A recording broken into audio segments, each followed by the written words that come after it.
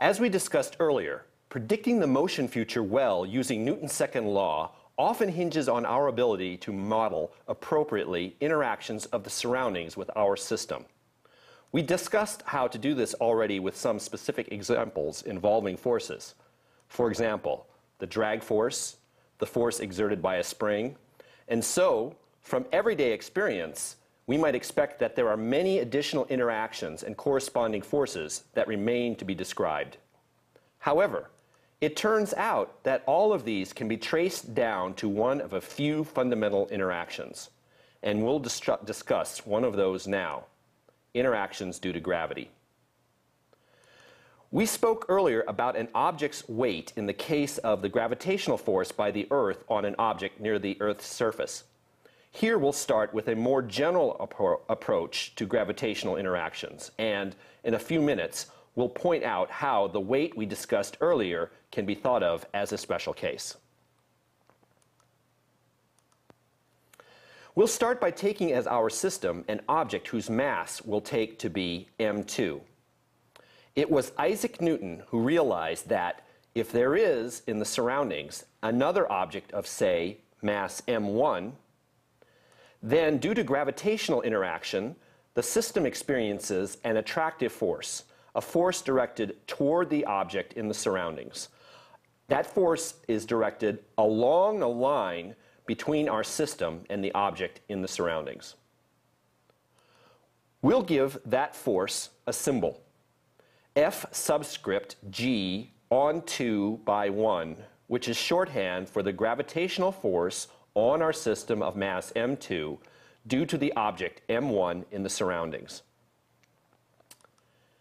Let's first work up a way to specify the direction of this force, which depends on the position of the masses, the positions of the masses, since, as we just said, the gravitational force is directed along the line between the two. So, if we make a choice of origin for a coordinate system, then we can locate the two masses with position vectors r1 and r2. Now, if we think about starting at the source of the force, the mass m1 in the surroundings, then there is a vector we'll call r that is parallel to the line joining the masses.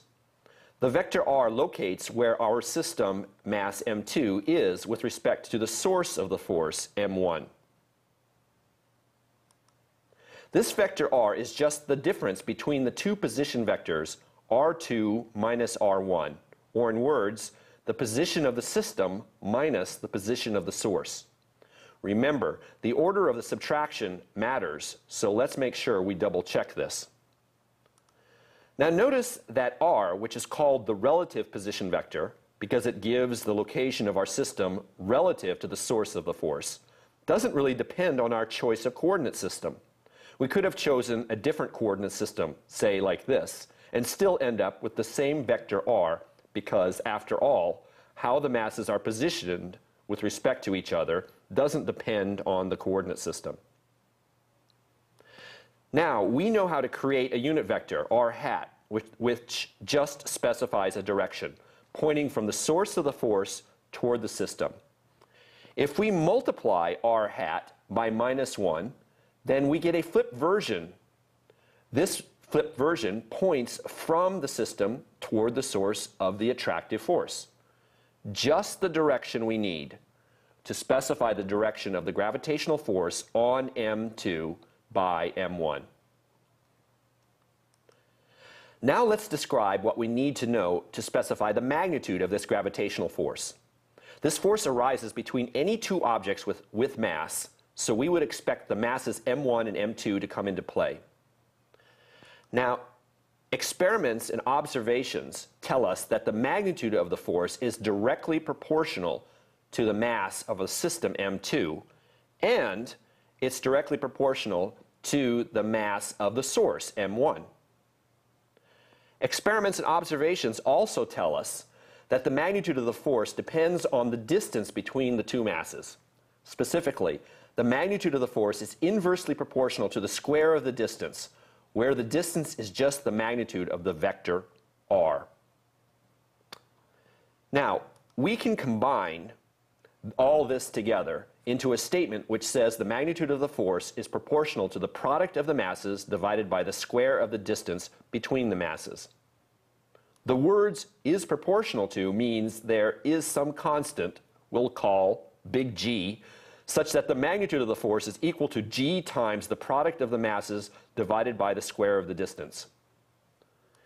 G is called the universal gravitational constant. Universal because it's generally believed to apply to any pair of interacting masses. Big G has the value shown in the SI system of units.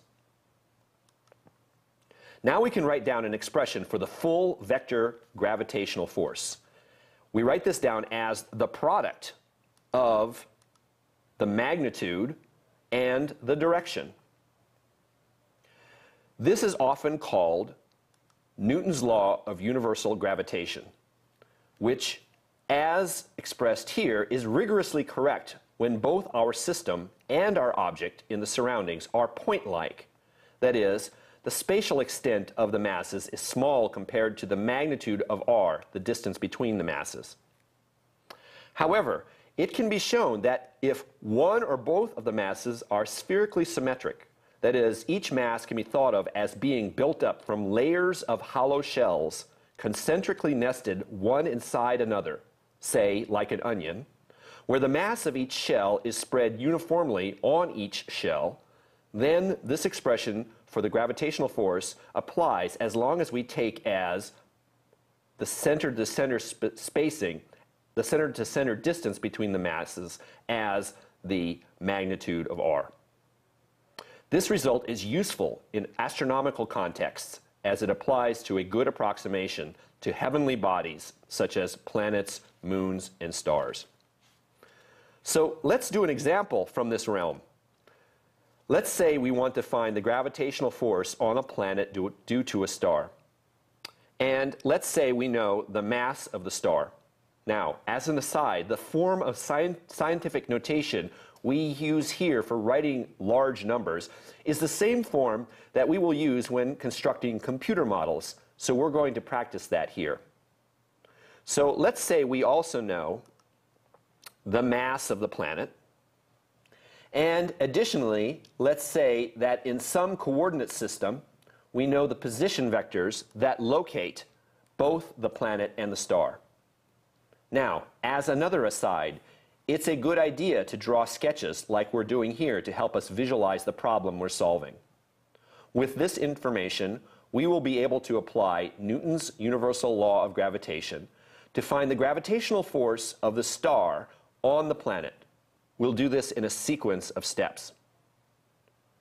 In this problem, we're trying to find the interactions that could affect the planet's motion. So our system is the planet, and the star, the source of the force, is in the surroundings. With this in mind, we will need to find the relative position vector that locates the system with respect to the source of the force. See if you can do this. Here is the result where, for this problem, the vector r points from the star to the planet, and it is obtained by the vector subtraction r planet minus r star. Now, next, we want to find, or need to find, the unit vector r hat, which we will need to describe the direction of the gravitational force. See if you can do this. Here is the result. Notice to find r hat, we need to calculate the magnitude of r, which is the center-to-center distance between the planet and the star. We need this distance to calculate the gravitational force too, which we will do next. Now, see if you can put all the parts together to calculate this vector force, which is the product of the magnitude and the direction. Here is the final result. As a quick check, we should compare the sign of the force components to our sketch. The sketch suggests that for this coordinate system, both x and y components for the force should be negative to indicate properly the direction of the attractive force pointing from the planet toward the star. Our answer has negative x and y components, so that seems correct. One final note. Newton's universal law of gravitation can be used to find the weight force of an object near the Earth's surface. For an object that is at height y above the Earth's surface, the magnitude of the weight force is just the gravitational force on the object due to the Earth, which is given by big G times the product of the mass of the object and the mass of the Earth, divided by the square of the distance from the center of the object to the center of the Earth, where that distance is just the sum of the height and the Earth's radius. Now, if the height y is small compared to the Earth's radius, then we can ignore the height in this expression. And to a good approximation, we can write the magnitude of the weight force as the product of the object's mass times a constant, which is what we will call little g, the magnitude of the Earth's gravitational field near the surface.